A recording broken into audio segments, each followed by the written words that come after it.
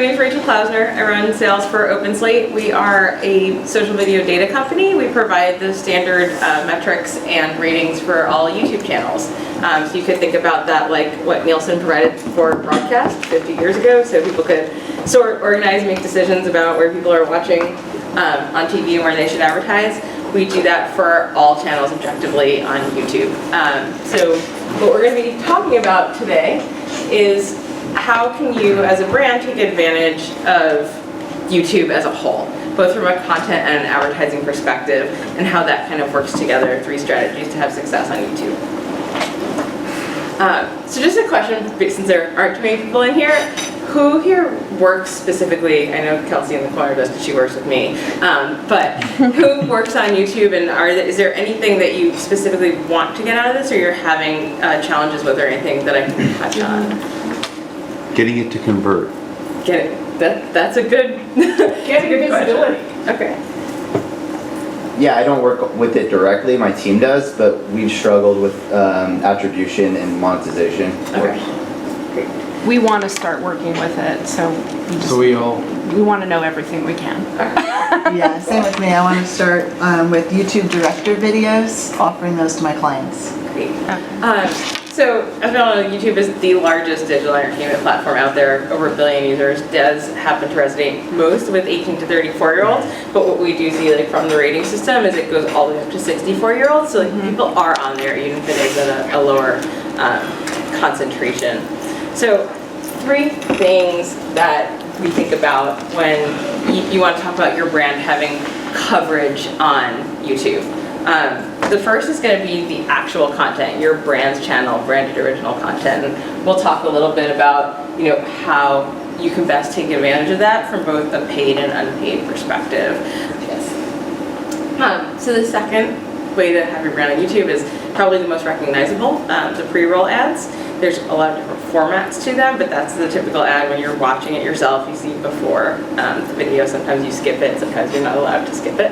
And the third way we're going to talk about is more for once you have that content out there, how do you get it discovered in more ways than just pushing it out as pre-roll? And there's a program called Search Discovery or in-display ads that we'll talk about. And that's more like if you want to distribute content to feel like the expert in that content, have people see your brand as the expert, ways to do that. So before you do anything with your brand on YouTube, one of the first things that is important to think about and to do your research on is what your customer is actually watching. What people are watching on YouTube is very different sometimes to what you would expect. Great examples, like when I look through just the sort through ratings of different channels by topic, right? And I'll look at something like news. You would expect, like, who would you think is the best news channel? CNN. Right. CNN, MSNBC, ABC. Huffington Post, Yahoo News. Not one of them is in like the top 10 when you look at YouTube ratings from a YouTube endemic standpoint. Wow. So on YouTube, like, it's channels, and I'll bring it up later, but channels like The Young Turks, or something a little bit funnier like SourceFed, or something that's like just, what's his name? Alex Jones, the conservative dude. He comes up really, really high. There are so many people watching that. So understanding in a YouTube context, what is my audience watching? And once you sort of understand that, what is my audience watching? You have to understand, do you want your brand in front of what they're watching? And how do you control that? Mm-hmm. Because just because your customer is watching a video, would your CEO be proud to see the brand show up in front of that video just because it's your customer? Maybe, or maybe you'll get a 3 a.m. email and then you'll question why your CEO is watching that content. So that's something to think about as well. And once you have all of that nailed down, what type of content should you be producing for your brand's presence on YouTube? So just repurposing a television ad, for example, that might have a reveal at the end of 30 seconds, that's not the best idea when it's a YouTube environment. A lot of people skip ads, that's just one example. So look at the content on the channels that make the most sense for your brand. Look at the content, the trends, the topics, how they're covering it, where that audience is watching, and then create your content around those themes if you can. One way that is really great to do that, instead of making an ad, find one of those top YouTube creators to make the ad for you, to make original content that features your brand, and then distribute that like an ad. So it's just more natural, it's more authentic to the platform, and it's the type of content, you know, when you think of like retail, for example, if you're advertising a retail product, you might want to show that product in the format of like a shopping haul, because that's cool on YouTube. When people come and they just make a video of themselves showing all the things they just bought and how much money they saved on it or something like that. What about content that is re-edited and other content taken, but not the same as the commercial that would Like run a on cut television? down of something, or? I don't like to call it a cut down. It's a rejigger of the content. Recut? Yeah. I mean, I think it depends. If it's a TV commercial, it can work in some instances. Like a trailer or something works well. Well, I think it depends on the It depends category. on the actual category, yeah, Yeah. because if it's something that's going to lose interest before someone knows what your brand is, that's not good. So making the content along the trend of what your audience is actually watching on YouTube, they will pay attention to the ad and they're not going to skip your ad. Well, I work in sort of the direct medium, which is more education oriented Okay. anyway. So that's why So I'm like a curious. So training- it's not like A longer form training kind of video. no, just something that's more helpful to improve your life. So if you're looking for something, but not selling quite as imagey as a TV commercial or as hard sell as other, more content that helps you, that Okay. you'd want to be engaged in. Yeah, I mean, I think it's more, you have to look at like, what are other people doing, what are other channels publishing about, and make the content you're going to distribute match what they've actually gone to watch. I think that's the main point is, they're going to watch these channels to see a certain type of video. Make sure your video falls along those lines to interest the same people. So owning your branded content, talking first about sort of the original branded content. There are 3 main ways to own your content, and they're not all paid on YouTube. So first is your own channel. As you know, every brand, you should have a YouTube channel. If you are publishing into it every day or not necessarily, that important. You should be updating it regularly, just so your content is there. You might think I'm not getting hundreds of followers and thousands of followers right away. That's okay. Make sure you keep putting the content there and having something useful on your brand's own channel. The second way to own your own branded content is to then reach out to creators that have already established their audience. And there's 2 ways to do that. The first one I have here under number 2 is a paid model. The second is more of a organic, unpaid public relations type model. So do you guys know what an MCN is? So an MCN is a multi-channel network. It's essentially like a talent agency for hot YouTube creators. Examples would be something like a Maker Studios or Fullscreen. And they represent thousands of top YouTube creators that want to collaborate with brands. You can connect with these partners and they can learn about your brand, identify from their large amount of represented talent who would be most resonating for your audience, and help you produce custom content that lives both on that person's channel, on that creator's channel, so it's access to all of their audience, but that you also have the rights to and you can distribute yourself. You can put paid media behind it. It's just a way to have more content out there than just on your own channel and by someone that's already followed on YouTube. The third way is going to be digital PR and outreach. This is more of that influencer category. So when you think about a lot of influencer marketing, people automatically think about bloggers and Instagrammers and stuff like that.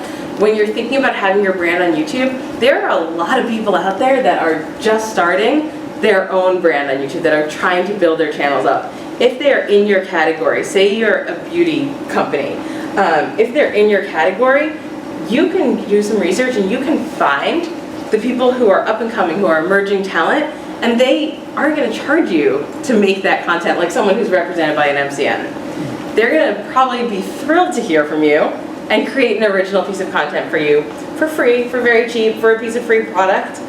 If that person, say 6 months from now, becomes a YouTube star, the earned media value that you've just earned from reaching out to them early, connecting with them, and having them do a piece of content for you, amazing. It could be $1 million in earned media value. Something to consider if you don't have, big production budgets. So, outside of or do you guys have any other questions on like organic content or ways to sort of up your game with organic content on YouTube? So the first way and the main way that people know about advertising is going to be pre-roll, obviously. There's a few different models to pre-roll advertising. We can go through the 3 ways that you can buy pre-roll on YouTube. The first way is through reservation. What that means is reservation is a 30 or 15-second fixed ad. You cannot skip it. These are the ads that you get to a channel. There's no skip button, you have to sit through it. What this gives you, it's based on a CPM. It's typically much more costly, but it gives you a guarantee that you're on certain channels at certain times. So you can basically curate a list. You can either go through a preferred program, or you can curate a list of 10 channels, or you can work directly with a media owner, and you know what you're going to get at all times. It's 100%. You can also get sort of in demo guarantees if certain demographics are important. The second way is the most popular, I'd say, is through AdWords.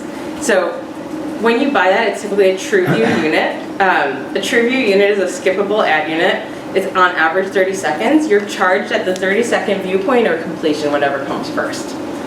It's charged on a cost per view. Much more efficient, auction-based model. They've recently also released a 6-second bumper ad that's mainly showing on mobile. So if you have some type of very short form content, you can run that. It's also a lower cost to do that. And the third way is programmatically. So if you are at a company that's using an agency that has a trading desk or is programmatically buying video, YouTube can also be bought through DBM now, also on a CPB tribute model. What's EO? Oh, yeah, I skipped over that because it's going away. End of year. So basically, okay. You used to also be able to buy 15-second non-skippable ads through the auction, which is basically an AdWords account. You can go in and do that. They pulled that unit as of the end of this year, but Google has heavily scaled back even this quarter. So they're trying to get you to go to TrueView. Yeah. It was just performing better across the board, both for advertisers and for Google. So they're just pushing more encouragement into the skippable ad unit. I think that, also with the way that views are now being seen across the board between Facebook and Twitter video and Google and everything else, Google's trying to differentiate themselves and say, like, our view is really high quality. You have to watch it for 30 seconds. Like on Facebook, you have to watch for either 3 or 10 seconds for a video to be considered viewed. Some other platforms, it's like an autoplay. And so they're pushing more to TrueView because it's a differentiator in the video marketplace. Do you have to have the audio on, or is it? It's automatically on. So versus like a Facebook where you opt in. Yeah, so that's the other thing. Like on YouTube, you think about your experience. If you're watching YouTube, you actively hit play. You're not scrolling through. It's not no sound. Like you play that video and the sound is on and it's the only thing in the screen. It's completely viewable. So they're really trying to differentiate and be kind of the more premium, more broadcast model. Are people, maybe this is really stupid, but people are watching ads, like they're not always all skipping? No, they're not all skipping. Okay. I say on average, I think the average rate of completion is somewhere between 20 and 25%. So it's pretty good. Wow, that's pretty good. Yeah, of people that don't skip. Yeah. So it's... I don't skip. You don't skip your ads? I think you're unique. Most people skip their ads. But I don't skip either because I work in the industry, but... I wonder how many are in the industry. 10 of the 20. Right. Yeah, people who are like, we all need money from ads, don't skip the ads. Exactly. Get used to it. So a little more about sort of targeting that pre-roll and how you achieve things like 35% of people not skipping your ad, making sure that it's in front of the best content, right? So when you are gonna go and you've created this great content and you have this distribution strategy for the content and you're gonna use pre-roll to put it out there, you've just spent a lot of time and money creating that content. Don't put it in front of crap. That's basically, that's the end message. You want to make sure that you are spending the time to find the right place to put your ad in front of. There's over 2 million ad-supported channels. So which ones are best for your campaign? Take the time to identify that. Don't just go into AdWords, there are freely available tools to manage a campaign that can go way beyond just saying, I want to target everything that is news. Because there's a lot of stuff in the news that you don't want your brand in front of. In terms of the success of it, you're also going to, if you have created that video that is along the lines of what's trending with your audience, you're also going to see better results when you distribute it as pre-roll. Any way to find what channels are the best in that universe? So that's what we do. So you do. Okay, so Self-plug. Which, if you go to this link where it says third-party ratings and measurement data is available, so I have a link to the research platform where you can see all the ratings for all the channels in there. But yeah, so basically there are platforms out there, and our OpenSlate is really like the most agnostic. We're not a network of YouTube channels, which a lot are, but you can go in and you can say, I really want to find out who is trending right now against 18 to 24-year-old males in the gaming space and is not saying curse words in all of their videos and has over 1,000 subscribers and a bunch of different sort of criteria. And these tools will spit back out to you, okay, there's 8,432 channels that match all those criteria. is this YouTube's tools or your tools? Both. OpenSlate. Okay. So ours makes it a little bit simpler, but you can go into YouTube and you can, like I said, there's freely available tools in AdWords. You can go in and you can say, I want this demographic, I want this type of target, Right. this type of content, some level of brand safety.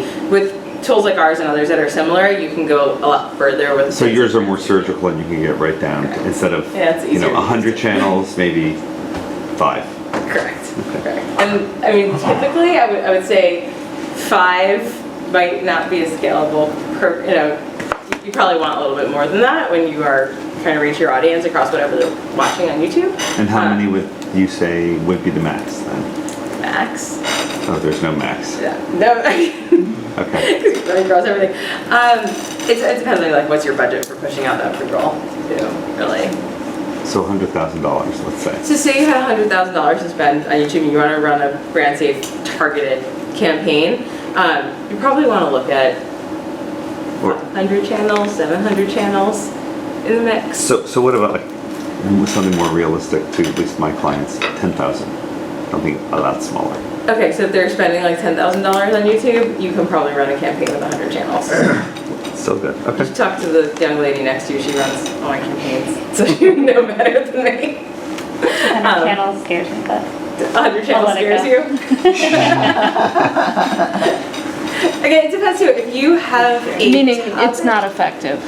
I don't know about effective in terms of your audience. I think it's just not effective in terms of like kind of widening your scope a little bit. Right. I mean, someone that you subjectively see as being relevant isn't always, resonating with the audience that you It probably also depends on the category. If it can be really, some products or services are so niche. Absolutely. You don't have the others You don't are exactly so have that, broad. that Exactly. ability. Yeah, no, that's absolutely right. Yeah. All right. Well, cool.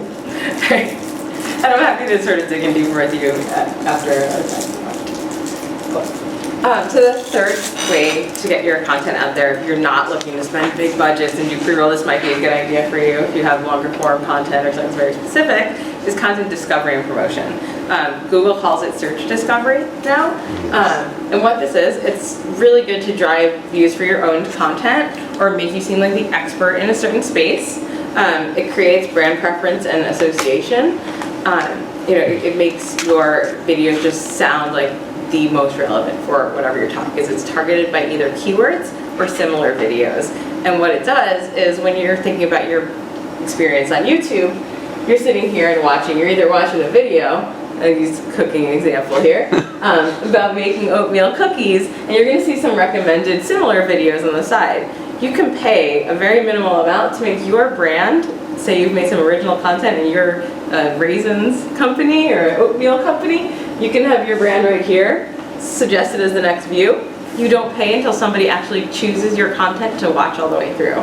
So it's on a cost per click model. And it could be any related, like an oven company. any Yeah, I mean, related like these guys company. didn't do a great job. I was not to call them out, but like this flushes out fat. Like, do they think they're getting fat from eating oatmeal cookies? I don't know. It's a food, they probably targeted like food as a whole and are getting Right. what they get. Whereas, something, this is probably a better example. The other way that it comes up is you can target keywords. So this is what you're talking about, like very specifically, and you have someone with smaller budgets. You can say, what are my best performing search keywords? Book those into YouTube as a search discovery campaign. So in this example, they said, best oatmeal cookie recipe. Well, this Quaker did really well right here. Quaker Oats has an oatmeal cooking video, and that's first, and Quaker paid to be first, so that now when you want to go make your oatmeal cookies, you're using Quaker Oats, right?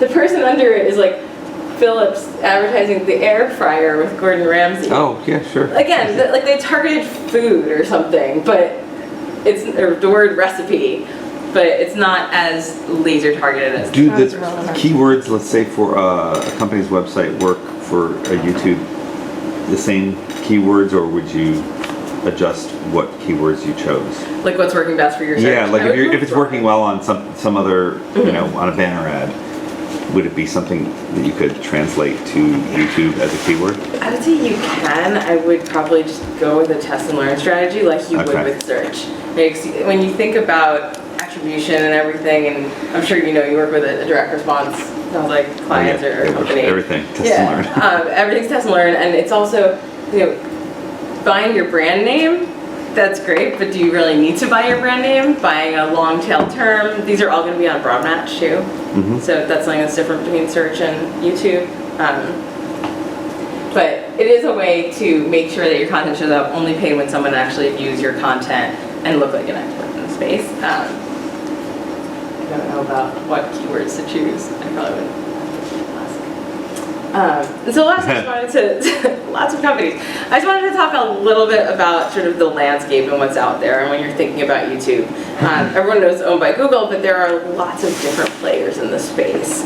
And everybody adds something a little bit different to the puzzle. There are companies like MCN, so the multi-channel networks I talked about. There are data companies. There are service companies. There are companies that do viral seeding. There are companies that equate YouTube with other social channels that can help you understand what's working on Facebook and how that looks on YouTube. Do you see a company that you work with up there? Oh, yeah, no, it's Yeah. a different one. Which one? Oh, sorry. I mean, I don't even know about all of them, but just to give you an idea, there are many, many players in the space that you should look into and kind of can help, because the tools that are available with Google are there and they're free to use, but there are things that can make them better. And all of these players bring something to the space that can help really pinpoint your audience, identify topics, identify sentiment, identify where engagement is, and make sure that when you're spending your money to make an ad or to make a piece of content, you're doing it in the right way and you're distributing it in the right place. So just a little more about what these people bring to the table, but everything, I kind of went through that before. That's everything. I mean, I can show you the rating system if that's something that's interesting. It sounded like for you it was. Was that 6 and 6? Might have been. It was 12 slides, but I kept it short. I know. You did. I did. Bravo. So, do you guys have any other questions? I'm thinking. So for we work with brands, but now we want to start like producing our original content. Okay. So we're not planning in investing in advertisement or AdWords. So what do you recommend for that for creating like your- YouTube creators? Yeah. So I think that I would recommend just looking into your category and the trends, first of all. Like I mentioned before, there's very specific things that resonate on YouTube with audiences and in whatever demographic or category that are gonna make your content more effective.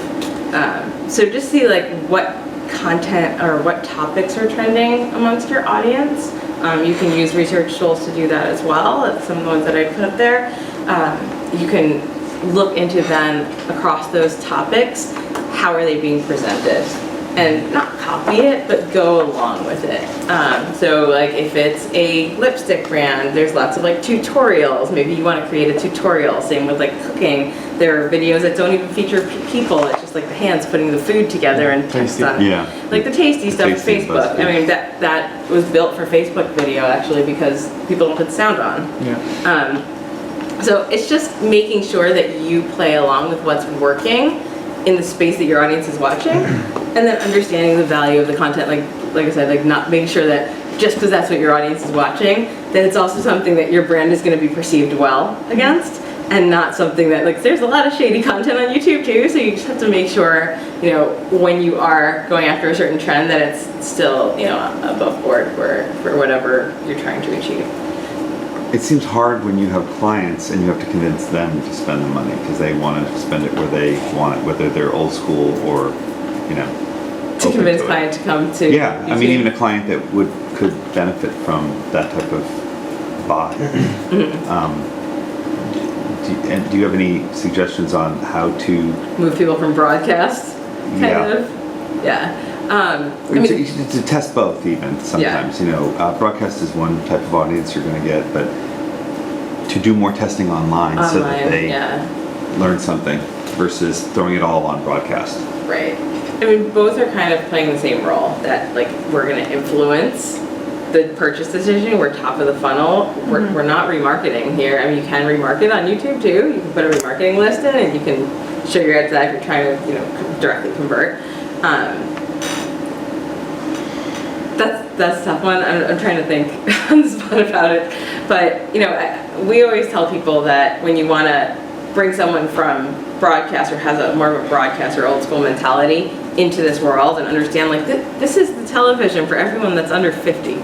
Probably for everyone who's under 55. Like, this is where the eyeballs are going. If you believe in advertising on broadcast, you should be advertising on YouTube. You shouldn't necessarily be using the same creative, right? But you should be doing it, and you should be looking at however you looked at the metrics of influence from your broadcast campaign. You can equate it. You can create people buy broadcast like a network of cable channels. You can create that same idea. We're a direct response agency, and we do a lot of work for direct-to-web campaigns, and TV just still works the best. And when they're making a ton of money that way, it's harder to get them to see the other way. Yeah. Even though we want to take them there because it's a smart thing to learn about, because it's great that it's working on TV, but I don't understand. The audience is here. It's convincing that's people the that thing. it's- yeah. But when is to convince them to go there and then to get the same metrics. If Right. the metrics aren't the same, then they stay wherever they're getting the most growth. So, Yeah. and maybe that's just self-fulfilling. I don't know. Am I? Just outside of basic like search indexing and the bio links and like in description links, how do you best suggest leveraging YouTube to drive traffic to a website or to offsite? To drive traffic through. Away from YouTube. Away from YouTube? Yeah. Well, I mean, ideally annotations would do that, right? But it doesn't allow you to link out, right? Only the other videos. Is that correct? It does, but doesn't. How do you? It's kind of a weird. it doesn't encourage it. So to be completely honest, not the best platform for that. Yeah. I mean, I'm working with an advertiser right now who has to measure everything with clicks to an outside site. Yeah. And we've been trying just to optimize the experience and optimize the type of channels to show up in front of people who like to interact and click. But if you see here, it says visit advertiser's site. Right there, it's call to action overlay. You can customize that. You can add, when you upload your piece of content into YouTube, you can add a logo, you can add custom text there. So if you have a call to action, like something that works well in your search ads, and so instead of saying visit our advertised site, you can make it a lot more obvious and be like, deal 20% off today only. Click here to our site. Right. But so that would be a paid advertisement, But- right? It's part of the part of the. But YouTube, you're saying they don't encourage it, so. The model just doesn't encourage it. It's just not, it's not built for that. You've got a companion banner that's at value. Because it's a content model.